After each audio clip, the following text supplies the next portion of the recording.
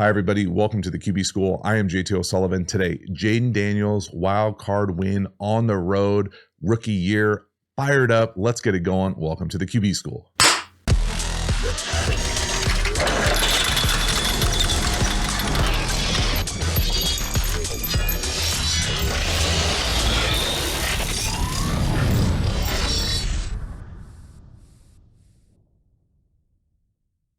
Before we dive into the video, a quick reminder about the Quarterback School Patreon community. This group is the foundation, the bedrock of the channel. Not only is it a great, inexpensive way to support the channel, but you get even more Quarterback School content. So hop over there, join, become a member. I appreciate your support. As for this video, let's get into it. Jayden Daniels, Commanders, wild card weekend, 3rd and 6, best release go up top. Beautiful job here getting the ball up and down. And again, all Jayden Daniels has done since he's essentially announced his presence with authority on the national stage is drop these fades in. Did it at LSU with the inside fades, playoffs, 3rd down. Technically, almost a borderline hot here. We're going to get what I'm used to calling a best release go up top. So these best release goes to me mean that he can go inside or outside. So he goes inside, but then he resets his stem, gets back to that red line. Again, what I'm used to calling get his foot in the ground, and technically we've got the opportunity to potentially be hot here if both of these players blitz, because it looks like they're in a full slide situation, and you can see the back. He's going to set to take that edge. The edge drops out of there, and then that allows the back to go try to take the hit off here, the edge, the widest player. So again, just a beautiful job here. Middle field closed, man, best release go up top, dot. 1, 2, 3, boom. Just a beautiful job here. Like a little shuffle hybrid drop. But he drops that thing. And again, I love the best release element of it up top. Inside release, but get back out and stack the corner. And then drop that ball right over the top. Hell of a catch.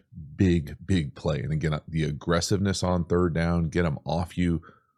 Middle field closed, man. Beautiful throw and catch. It's a hell of a catch, no doubt about it. But that is in the bucket. Hell yeah. Next one here, 4th and 2 from the 20 early on. So we're going to get meshy here and try to get a double pick by the 2 and the 3 at the bottom for the number 1 up top. The defenders are going to do a nice job here kind of falling off into this.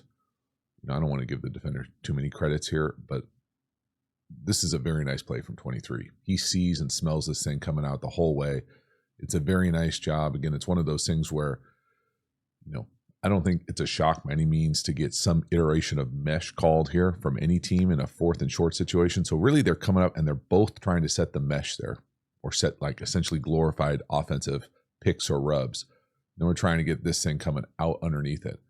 And what happens here is the guy who has the number 2 here, he's going to be covering a man-to-man right here, and he's going to fall off. So as he comes in to cover this essential pick or rub, he's going to smell this. He's going to know that, oh, he's stopping for a rub, so that means someone's coming out this way.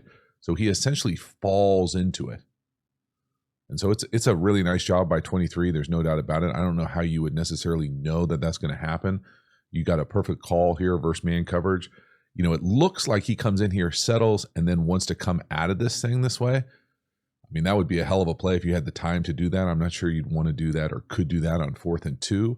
This is one of those ones where I think you just realize, hey, they made a hell of a play. It's a great job from 23 smelling that thing. Again, you can see, the number 2 down here to the bottom coming out of that thing post rub, but it just takes too long and it's not there. So they got you. We'll flag at the bottom. Again, I don't think there's any necessarily other thing you could do here if you're Jayden Daniels. You got to step up.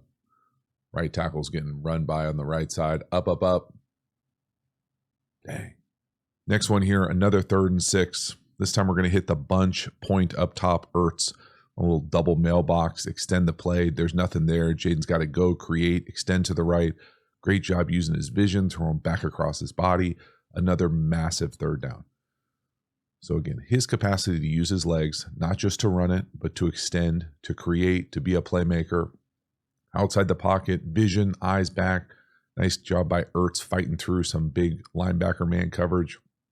They can't handle him. So at the point of the bunch here, he comes up, whether he's breaking in or hooking up here, the backer falls. Ertz is then going to continue this way. Okay, 2 hands up, double mailbox as he's running this way into this big window. So how that thing sorts itself out, whatever the read is supposed to be, there's nothing there. So Jayden's got to go. Ertz fights through the contact. There's the double mailbox. Okay. We got some flags or something. Is that a pirate flag? Pirate flags are supposed to be black, aren't they? You don't see a lot of flags flown in the All-22 film, y'all. You got to appreciate this. But that's a great job from Ertz finding that open area. And I get it. I don't think you could say enough about Jayden Daniels' ability to use his legs, whether it's running it, whether it's creating. But I think it's the added element of the vision, the arm strength, the ability to extend, create, rip it back across his body for a big third down conversion. Hell yes. Next one here, little RPO. I'll call it RPO glance. It works itself out like long trap. It's a little one of those ones that you kind of got to be able to take a deep breath on and try to make sense of, because technically I think they're blocking the person they're reading. So if I had to guess, I would say they're reading the DB type on just on the edge of the right side of the screen. And so, you know, they go to work here on this RPO glance. I think of this as kind of an old school-ish type look. You just don't see this very often in the league. I'm going to call it a glance. It's kind of a slant tweener. Technically, I would say they're probably reading this guy, even though he's blocked. So what I mean by that is when the tight end comes down here, which essentially ends up being long trap as everybody's down, and we end up getting a kick out from the guard on the DB type. Now, normally, I would say if you're going to read this player or conflict defender, that's your key read. You wouldn't block him. And so you'd want to have that tethered to the RPO action. Regardless, there's a big time space in here. They come back to this play later in the game, and I think they run more of a one-back power, but it could just be the same call with a different front here as this thing sorts itself out. But this is a beautiful job of the Commanders. Condensed split, glance. Again, you can see all that space, right? They end up getting to almost like a 2-roll or a 2-trap down here to the bottom. Just beautiful job of attacking space, great execution of what I'll classify as the RPO world for the Commanders. But again, how this thing sorts out here, how they block it to me would be you would be reading this player. Okay, because how they block this thing, gap hinge, center all the way back, down, these two, technically, for these two, and then we are kicking out the DB type in the D gap. Okay, so if the guy who's unblocked is over here, normally the RPO read will be over here. Because the RPO read is over here, with what I'll call the glance, I would say this is the quarterback's guy. Again, a lot of assumptions there. Regardless, you just acknowledge the fact that it's a very nice play from the Commanders. Jayden Daniels, Cliff, taking advantage of that space. Hell yeah. Next one here, another third down. This time we're going to hit the slot to the bottom, 14. Your boy Oz. It's kind of a cool, unique route. Again, I love the creativity, the flexibility, the execution on third down, the drop back game. Find the one-on-one, find the matchup, find the leverage. Let him go to work. So what's going on here? As we run up the field here at the number 1, man coverage, press man out here, we're going to ask our number 2, the slot, come out here. He's going to run, whether this is a called route or an adjustment to an option or a choice. He's coming out. That's going to set the guy who's covering him man-to-man to try to fight through this contact. After he does that, he's going to come back in across. So it's a really cool route. You don't see a whole lot of things that have this much movement this quick at the line of scrimmage. So up, out, boom, there it is. So a quick little double move all on a 3rd and 3. You can see what it does to the nickel defender, we'll call him, the guy covering the number 2 slot, as he has to go over the corner, back under, and way too much space for a first down. So just a really nice job from the Commanders there, creating that leverage, letting those guys work in space, being quick, dynamic, twitchy, first down. Next one here, 3rd and 10. Another third down, this time a touchdown pass. This is a hell of a job here. This is some tough defense for the Bucks here as this thing breaks down with the great pass protection to leave this guy wide open in the middle of the field. But whether this is red quarters or combo coverage, really it's that safety on the top left of their screen. He's going to get a little lost. 21's going to get a little lost. Jayden's going to do a great job hanging tough, using his eyes, seeing the middle of the field. Now, normally, I would call this play just some iteration of double post crosser. So for me, what that means is we're up. There are the two posts. And then it's usually paired with this crosser. Now, I always think of this as more of a middle field closed play. It's got some middle field open elements if you like the post, but this is almost too tight to get a post traditionally. And so I think we end up getting like a chip here. Some sort of check down out this way. So what happens here coverage-wise is that whether this is red quarters or just red zone quarters or red zone combo coverage, just meaning he's playing the half field or palms or reedy, we get this safety pushing to the number 2, and then this safety right here is the guy we want to watch. So we've got this crosser coming at him. We've got the post coming at him that he's going to pass off, but then we've got this post coming behind him. And so if he doesn't keep the integrity of this quarter zoned, if he gets lost with his eyes and follows that crosser, that's what creates this massive void in the middle of the field. So just watching that safety at the bottom of the screen on that bottom hash here, watch how he tries to make sense of all these verticals coming at him. Over, push it, hunt, there's a crosser, and again, we just get lost. So the integrity of the zone collapses, and he's wide open in the middle of the field for an easy 3rd and 10 touchdown pass. That's as easy as it's going to get, but it's baked into Jayden's patience, pocket poise, unbelievable pass protection. You know, if you watch this channel, you know I'm a big fan of the right guard. Looking for work. Big boy violence up there. Outstanding, great pass pro, right down the middle of the field, touchdown. Next one here. The first of a handful of, questionable, poor decisions from Jayden. To me, at the bottom of the screen, we're going to be hot. I'll call it nickel pressure, DB type pressure here. Free runner. I think Jayden just doesn't see it, if I'm being totally honest, because it looks like we've got this thing blocked up pretty sound on the inside. I would guess you would be going 5-0 with most of these looks. So where anyone to the left is hot, 21 is the quarterbacks. We've got a hitch to that side. It looks like he's looking that way and almost kind of panics like he's going to throw it to Ertz, and Ertz is covered. So post shift here as we go empty. Now the only thing I might add here, and again, it's easy with a clicker, okay? So don't get it twisted. I understand that. But if this play, let's just play it how it plays out. If either one of these players is the quarterbacks, if they blitz, and he's going to be unblocked, normally you would want a hot plan. So I think he runs some iteration of like a sit. I think we've got a hitch on the outside. Again, if you were to just look at the defense and clean this picture up, what's the easiest throw? Well, free access hitch, meaning the guy's off. So free access hot route, let that thing rep. After the fact, that's the easy answer.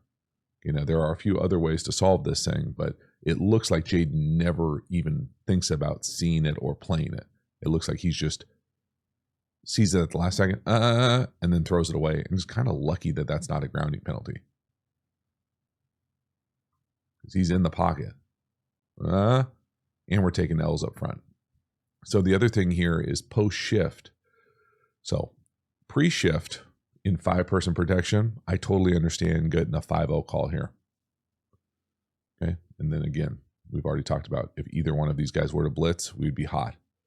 So when he shifts and they don't do anything with the front, reload the front, they just move him out and it looks like he's playing man now.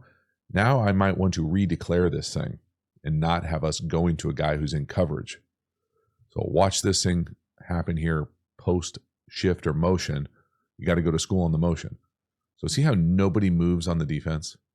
When nobody moves, and again, I haven't done any deep, publicly available research on this, but I will tell you that anecdotally, when no one moves, it's pressure.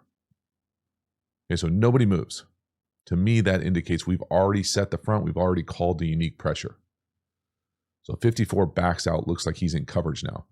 So if we were to redeclare this thing, so if we were to say, hey, he's not blitzing. Okay, let's go here. Let's go these two for here. Let's go these two for here. Well, technically, we'd still be hot off 21. Now, maybe they fall into it, but there are answers you can potentially get to if you've got a marker clicker days later. Regardless, I don't think Jayden sees it. Just not a look you want on your film where you're backpedaling back, essentially dirtying it, and easily could get a penalty there. Next one here, 2nd and 8. Jayden's done to do a great job here of evading a tough, quick L at right guard. Step up and find that kind of crosser when they've got the little post cross over here or post cross in. So Jayden's ability to keep this thing alive, threaten of the defense running, and keep his eyes downfield, also a hell of a catch, that turns into a big play. So again, it's a combination of all those factors. So for me here, post, here's what I'll call this little crosser, and then it's almost universally paired with an in. Okay, it's kind of the unique way that this way is usually put together. So as we drop play action here, and we take an L right here from my guy, the back does a nice job saving us. Jayden immediately takes off. And again, he's a serious threat to run, right? The defense is going to know that. As they're in Tampa 2, so they've got a cloud corner out here. We've got that curl defender out here. Both these guys are going to see Jayden run, so they're going to step up. That's going to create that void for this crosser. So again, first thing here is just watch the route distribution. As you can see, the post, cross, in. Now we see Jayden go. So the quick L up front, he doesn't even get a chance to hitch. He's got to go. Now watch the corner and backer up top come up to Jayden because he's such a run threat, and that creates the void for the crosser. So it's not just, oh yeah, we'll call, post cross in versus Tampa and rip that crosser. Well, he's creating, he's extending. Even though technically it's played within the structure of the read as far as getting to that crosser, it's only happening because how Jayden's playing this thing. We're off. He's immediately off the launch point. He doesn't even take a hitch. Go. And then he's such a threat. We got 3 people collapsing on him, but he's able to keep his eyes downfield and make a good enough throw. It's also a hell of a catch to turn into a big chunk punt return right down the boundary. Next one here, 3rd and 4 from the 4. I'm used to calling these 4-point third downs. We're going to get an incompletion here on 3rd and 4. I'm not a huge fan of this route. There's a lot of contact. It looks like he might even get held a little bit. A lot of excuses there for me. I'm just not a fan of this like goal line front pylon fade. If you're going to live matchup world, and I think, again, you probably have to in the NFL consistently, if this is our guy, okay, and we don't care who the hell he's lined up against, okay, we're going to throw it one-on-one. I'm not sure that running a fade comeback where you turn on the outside is my favorite route. That's just my opinion. Okay, they don't ask. No shock. Okay, up top, what I'm used to calling China, these like 2 little short ins with a corner. Maybe you have this, maybe you have this. If I had to guess this read, I would probably say one-on-one out here. We're throwing this no matter what.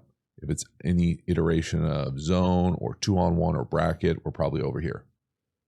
So again, it's easy to come back and say, yeah, here, but this is the look we wanted. We wanted this one-on-one. We worked it, we threw it. It was just better coverage than anything else. I don't think it's a bad ball. It's just, it's going to be tough to win that. He's kind of grabbing him right there. Got to get him off you. And the throw looks like it hits him in the hand. It's just they're fighting. Can't hook it up. Don't convert. Okay, my thing about it just philosophically there is instead of going just one-on-one, I'd rather have some sort of something there if it's not there. Meaning that, hey, can we run, halfback choice over there with it? Can we give us something else that's going to show up over there? So if we didn't like, right, we've got that comeback down here that we don't like. If that's not there, if he doesn't win, can we have this with it? There are other ways to build and to have you more than one answer as opposed to say, hey, one-on-one, F it equals we're throwing it no matter what. Okay. That to me is a tough way to live on 3rd down. And you see the outcome of it here. If we don't win, it's going to be a really tough throw and hookup. Dang. Next one here, 2nd and 5. Love this big play action, essentially double crossers play for me. This is a premium call versus middle field closed man. You get these 2 runaways. You usually want to try to throw it to the guy going under. That's exactly what happens. All sorts of space. Nice big play mini chunk. So you protect it up. You've got wide edges. We're staying in for essentially 8-person protection. We got 2 good runaways. It's not a perfect throw, nice sliding catch, but it's one of those things where, to me here, I just love the fact that first, I'm sure you went to school on the shift here, right? Who's coming out? Who's on the tight end type here? Okay. If that's not a corner, we probably know it's man-to-man. So when he shifts down there, we then know we have the coverage that we want for this look. And then I'm used to seeing this play run most often in the red zone. It works out in the field too if you know you've got man coverage. So there's the first crosser. Whether this is a crosser or a deep end, we're essentially getting to this. The guy who goes over the top. So right here, the number 1 up top, and this one coming underneath. So he's going underneath here. That's the one you're trying to get the ball to normally. Doesn't always work out that way, but in a perfect world, it's executed just like this. So really nice call, really nice execution, big chunk again. Nice pass pro, beautiful base, sliding catch, safe at second. Next one here, this is a shame. This is that same family of RPOs with a condensed split glance up top or slant. This one's actually what I would classify as almost like a third window. Now, I couldn't see the flag on this, but I'm going to guess that the right tackle got flagged for being downfield here as he's like 5 yards downfield. But I love the execution here, everything except that deuce block. And it can be a little tough in the gap world here. Again, I've already talked about this RPO, but I'll call this a glance up top by the number 1. And whether this is long trap or one back power, it really doesn't matter. As we come down here, all these guys are coming back on gap down. And really the block that we need to pay attention to is right here by the right tackle. So big boy block right there by the tight end one-on-one block. But on this deuce, so if you're deucing to this tackle, to this backer here, you can't just, like a normal run, you can't come in here, eject this guy, gallop, and climb. You've got to really hang at that first level until that linebacker, so there's the deuce block, until this linebacker comes to you or tries to fit the run. Because if you go downfield, okay, 1 yard past the line of scrimmage in the league, he's well past that. You get a little way away with it at lower levels of football with looser rules at the line of scrimmage. But this is a big hit. And again, we've already hit it once. It would have been another huge gain here. It's just so close. And this is why, sometimes people ask me, why are RPOs feel like they're down? Why is it harder in the league to run third level RPOs? This is why. Because, technically the guard pulling is almost downfield, but the right tackle is definitely downfield. You can't just be trying to run block 5 yards downfield on an RPO. So again, it's this block. So if we're going to go, we're here, and then here's that deuce that I'm talking about to here. So if that's the case, and even if it's to here, okay, you've got to hang at the first level on RPOs until these guys engage to you. So as soon as they come to you at the line of scrimmage and you've got it, then you come off. But you can't go, at the end of the day, you can't go deuce to start chasing guys on an RPO. Looks like you're out there trying to catch a pass. And it's unfortunate because this is a big play, nice hit. The execution of it is just a little loose. And we got big guys all over the place. The hogs are downfield. Still, just appreciating the throw and the glance.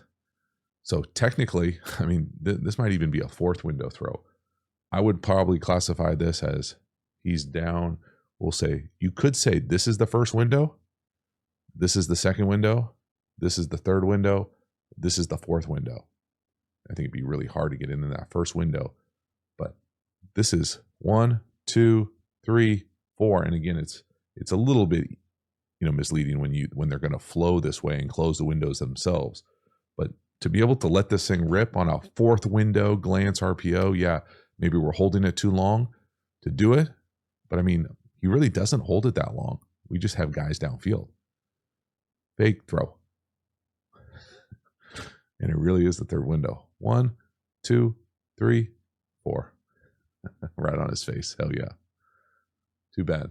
Next one here, big fourth down hookup. So we're going to hit the number 3 Ertz on that kind of basic or rolled in, and there's just too much space in the middle of the field. This is a big time hookup. You can see 21, just a little bit inside leverage of Ertz. He's going to close the cushion, gain the leverage, and then roll in there. And again, maybe not running away from anybody, but looking pretty fast compared to a DB type. So again, just talking through like he's inside leverage of Ertz right here.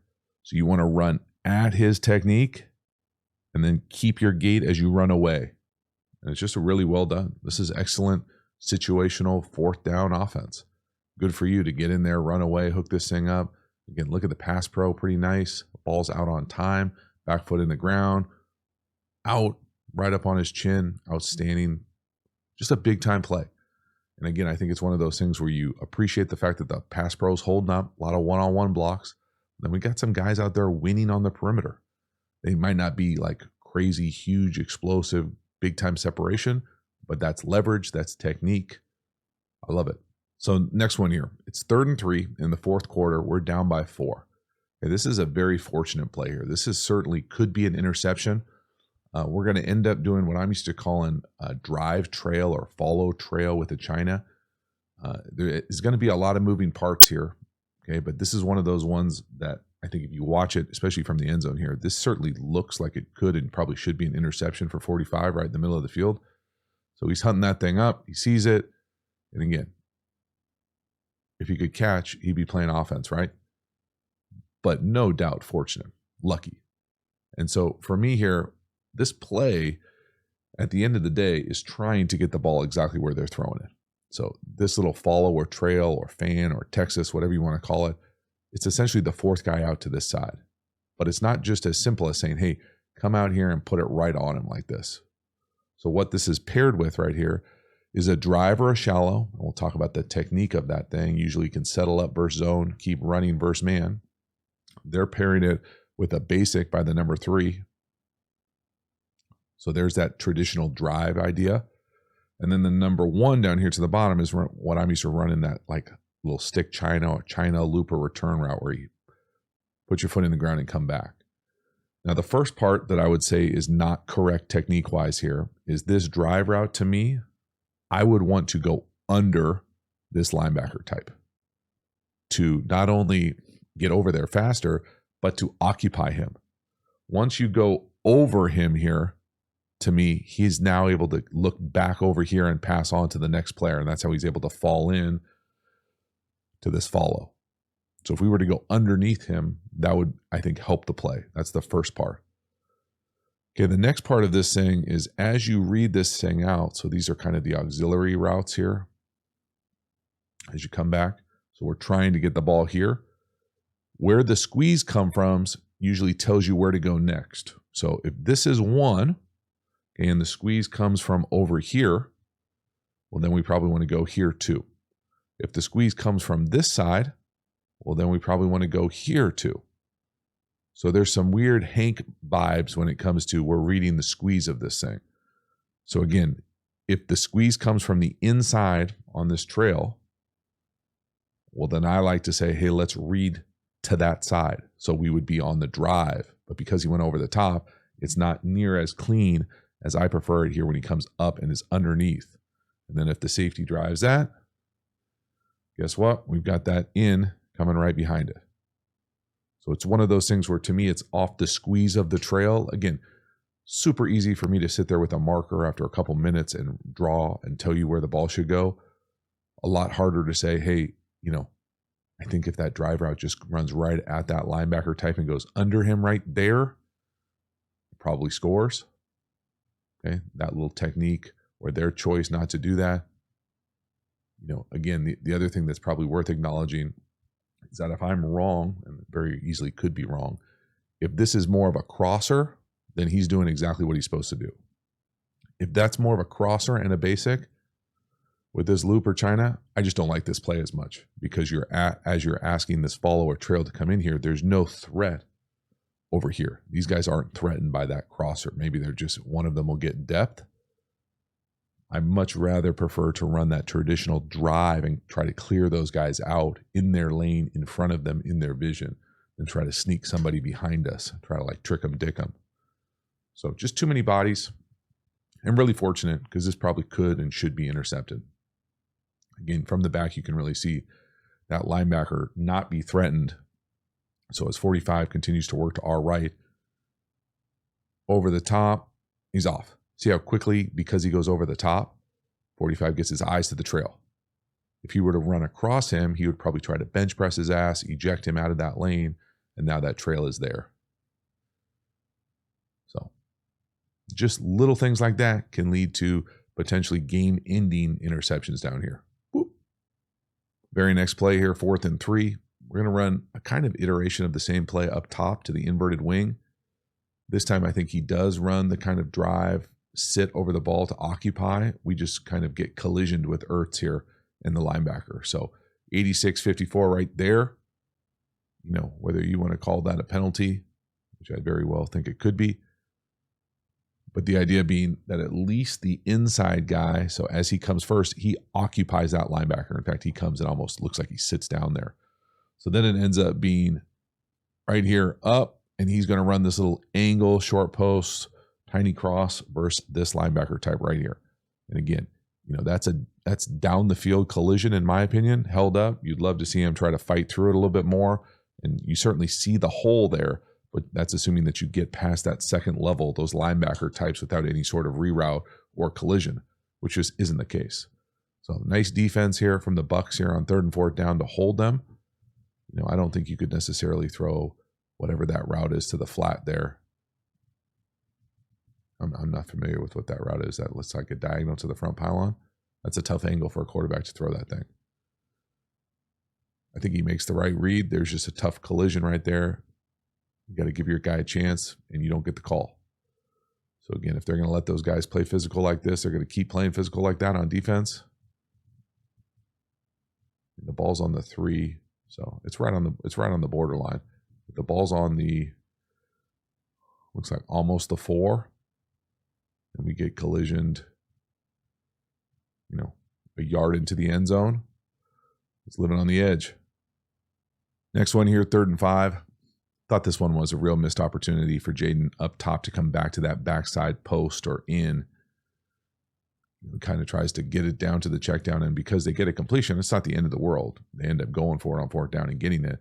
But I thought this was a touchdown to his left. If he goes no, he never really gets back to it. He goes right, doesn't like the corner, flat curl, come right to the check down.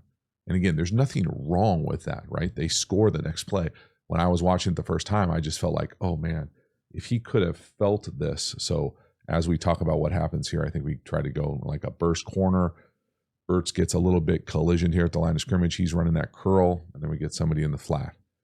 Okay, to me, this is more of a quarter zony type play. And then up top, we've got this little like backside route. So once there's no safety here, or this safety wants to tricks this or poach this, this to me is a great opportunity to just work that as the backside read. So if you don't like this, get to here before you get to the check down. Now, you know, if you've got pass pro issues or something, or this thing just flashes in your face, then I totally understand it. You just put it on him. But when I was watching this the first time, I was like, oh man, that's such a shame, because that's there on the backside if you were to see it, or if you were to see it pre-snap and come back as kind of an alert, because that space is going to be open there. And on a 3rd down, you know, this maybe is 4 points. So could he look down here to the bottom? No. Up top, yes. I kind of thought so, but I was like, all right, check down, completion after a 3rd down, on a 3rd down, never a bad thing. But man, we had that opportunity for a touchdown. And then I saw the very next play, and I got really excited. Because the very next play is 4th and 2, and they're going to throw the backside little post in here. It's the same idea. Now, it's not the same route combination to the bottom, but the idea is Jayden looking down here to the bottom. No, backside. He even gets a little kickback. I mean, it's beautiful. It's the exact thing I was hoping he was going to do on the 3rd down. He just did it on the 4th down. So no, boom, kickback. I mean, that's beautiful, right? That's awesome quarterbacking. That's awesome quarterbacking from anybody, let alone a rookie winning a road playoff game. So here's that same type of thing. So whatever is over here, 1, this is where our eyes are to start. 1, 2, 3, however we're reading this thing. We don't like it. We kick back. We keep our base. We reset to the backside. And there it is. So just a really nice job. Couple touchdown passes of hanging tough in the pocket. Great poise, attacking the middle of the field. So no, down here to the little pick rub with the corner. Don't have it. Boom, backside. Oh man, that's awesome. That is outstanding quarterbacking. Again, watch how quickly he does it. Super sudden. Boom. Kick back. Boom. Easy little flick. Again, really nice pass pro to be able to get through those reads like that. No, kick back. That's beautiful.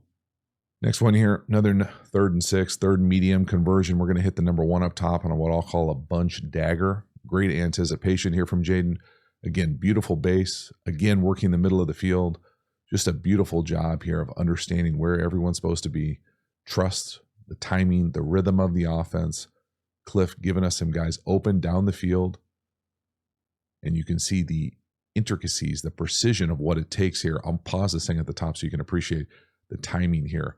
He goes to throw this thing. Look at this base. Outstanding right there. So he's throwing this.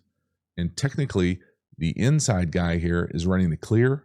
And the outside guy, the number 1, they're right next to each other, is running the in. So this picture is muddied by our guy, their guy underneath trailing the number 2, and the outside guy trailing the number 1. And so how this thing works itself out to the post, and then where we throw it to the in or to the dagger. It's just beautiful, man. This is elite execution here on 3rd medium. I mean, for it to look like this when he throws it, that's what he's throwing it right there. To it to then end up being like this is just a deep understanding and being on the same page and trust and high-level execution on 3rd down. That's a really outstanding offense, man. And it's not just one clip. This is just over and over, 3rd down, high-level execution. Beautiful job there working the middle of the field. Next one here, I thought this was one of the few kind of lucky plays, besides for the dropped interception earlier. It's 2nd and 10, coming out of the 2-minute warning. Game is tied. The ball's on the 45. We really need like 10-ish yards to feel good about a field goal in the NFL. Or feel good-ish, okay, if your guy's doing weird Twitch stuff with his hair, putting his helmet on. But this check down to the back here is fortunate. Now, again, I think it's one of those things where I'm not sure how you would see this quarterback-wise other than just feeling that edge drop out of there. But there's nothing really down the field. Again, this is very close. You know, if 0 was a little less stiff here, he probably makes a play on this. But I don't know when Jayden goes to throw this thing how you would see or understand that the end is dropping. It's just one of those things that you have to acknowledge the fact that there is a little bit of luck with some of these things, because this could easily have been an absolute disaster here. Because whatever this is supposed to be down the field, nothing there, nothing burger, okay? And so we just come down and say, oh, we're going to throw the check down right here. Oh, well, that's great if there's nobody there. But if this end is peeling and he's falling right into this, we could easily pick that. But instead, he's going this way, the ball's going this way, and we barely miss it. And now it turns into the chunk that we need to get us into position to kick the field goal. So, I mean, these are the differences. This is the margin. I mean, look when Jayden goes to throw this thing. You know, maybe he can start to see that guy running out there.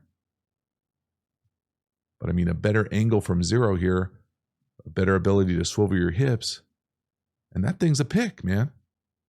I mean, it could be worse than a pick.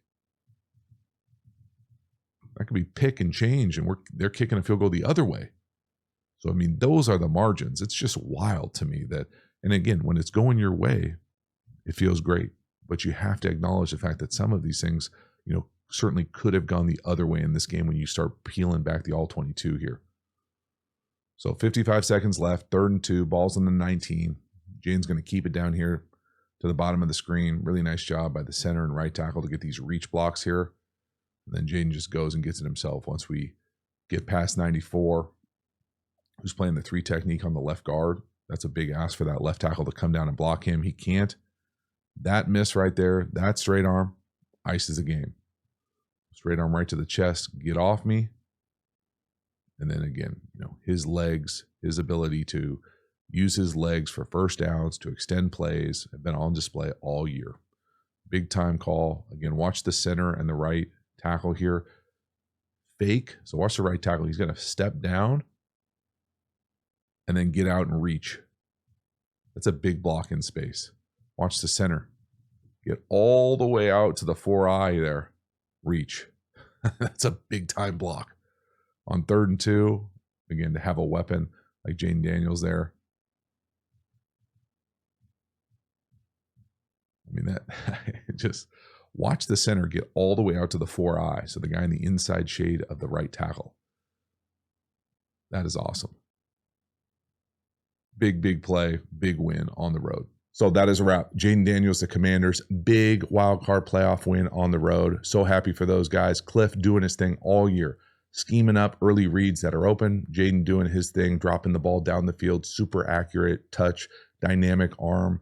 You couple that with his legs, his ability to run or the threat of the run, his ability to extend vision, the ability to create, all those things on display, overlaid with the majority of really good decision making.